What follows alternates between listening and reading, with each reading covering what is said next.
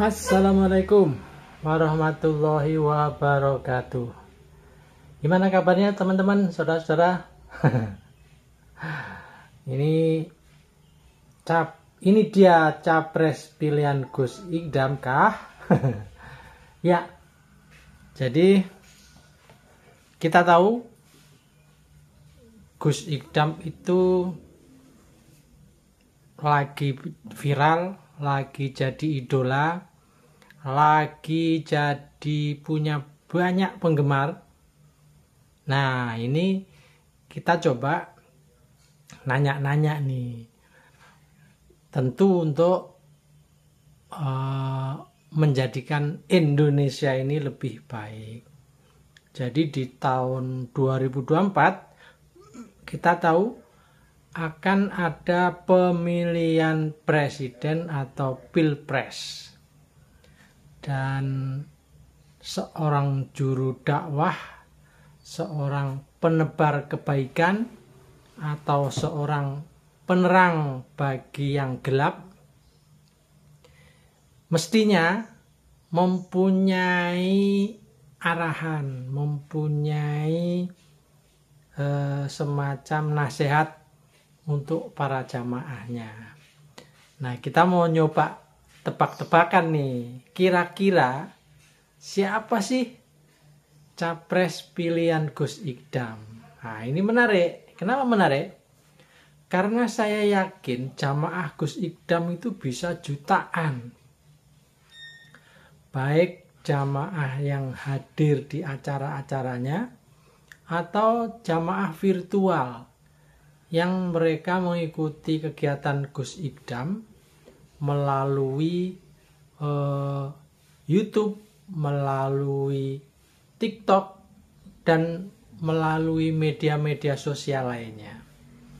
Ini artinya karena Gus Idam itu punya banyak sekali penggemar, jutaan, mungkin puluhan juta gitu, tentu nasihat, pencerahan, dan hal-hal yang berkaitan dengan pilihan terbaik itu saya yakin atau saya pikir perlu untuk disampaikan. Jadi jangan sampai nanti begini.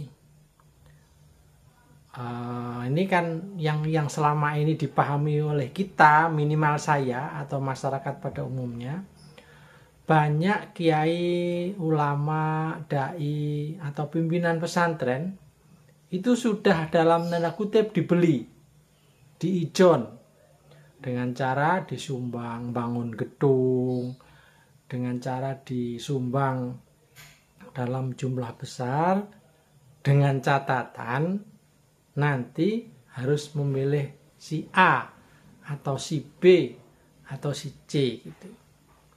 Nah, 2024 saya kira Gus Idam harus mempunyai cara yang tidak bisa diijon seperti itu.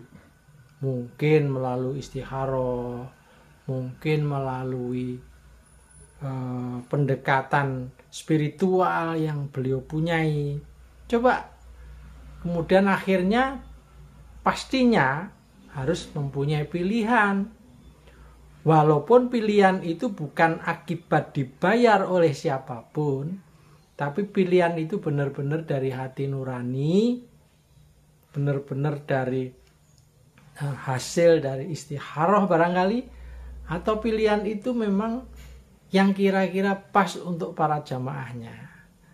Ingat sekali lagi, Gus Idam adalah pendakwah, Gus Idam adalah kiai, pasti akan banyak pengikut, pasti akan banyak santri, pasti akan banyak jamaah yang mengikutinya.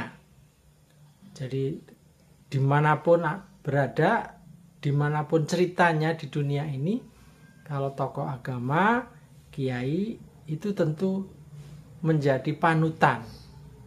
Jadi menjadi orang yang akan diikuti dawuh-dawuhnya, orang yang akan diikuti nasihat-nasihatnya, orang yang akan diikuti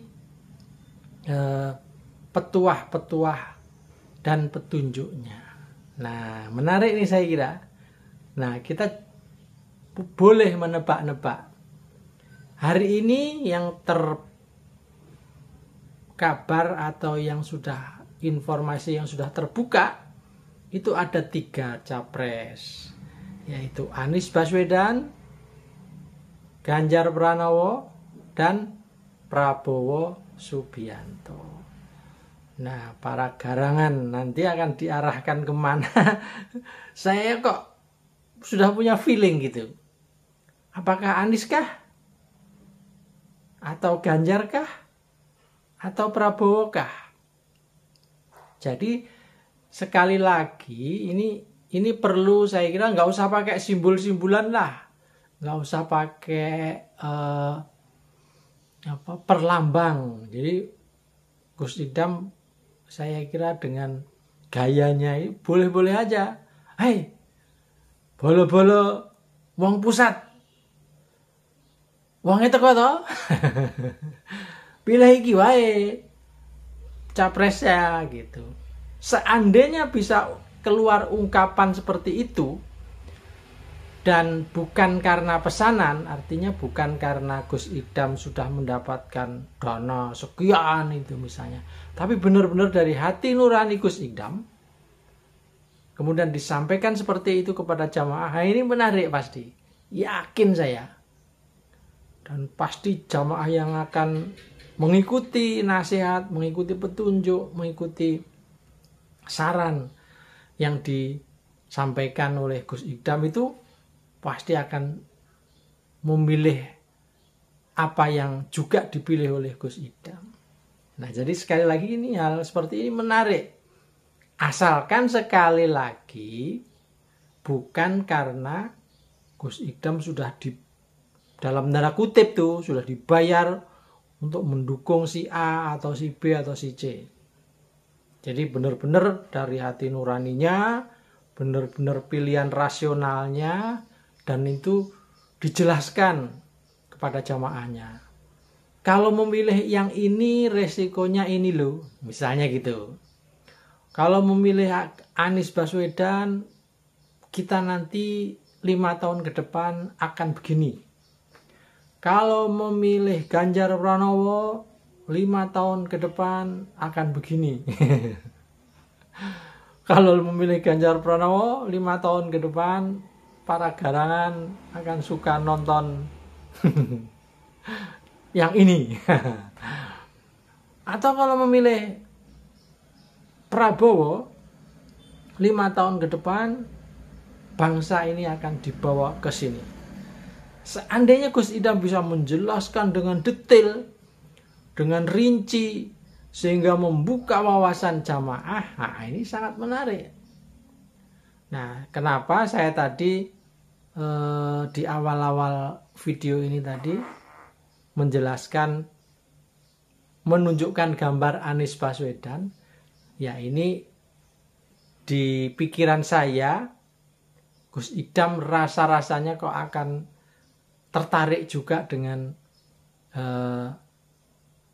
orang semacam Anies Baswedan. Tapi ya nggak tahu, terserah, itu mah terserah Gus Idam sendiri. Sekali lagi, karena Gus Idam itu seorang tokoh, Gus Idam itu seorang panutan, maka saya menunggu. Jangan sampai jamaah dibiarkan liar, tidak punya arah untuk mencari atau menentukan pilihan pemimpinnya. Jangan sampai begitu. Kenapa?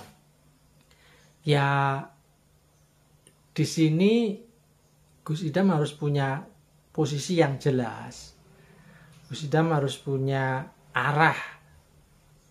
Apakah mengikuti jalur NU? Ya, kalau jalur NU kan nggak punya pilihan. Hanya nggak boleh memihak NU sebagai organisasi. Nah, saya kira karena Gus Idam ini mandiri, punya jamaah yang banyak, punya pengikut yang luar biasa juga, pastinya punya pilihan juga, dan itu penting. Jadi orang sampai hari ini pasti nunggu-nunggu, ini dia capres pilihan Gus Idam. Nah, kalau bisa dijelaskan, bisa dirasionalkan. Tapi sekali lagi itu harus betul-betul keluar dari hati nurani terdalam dari Gus Ikdam, dengan setelah mendapat informasi yang lengkap tentang capres, setelah mendapat informasi yang lengkap tentang sosok-sosok 3 capres itu, maka Gus Ikdam sebaiknya mulai juga menjelaskan pentingnya pendidikan politik untuk para jamaahnya. Saya kira begitu, dan saya menunggu. Ini dia capres pilihan Gus Ikdam. Moga-moga bermanfaat. Assalamualaikum warahmatullahi wabarakatuh.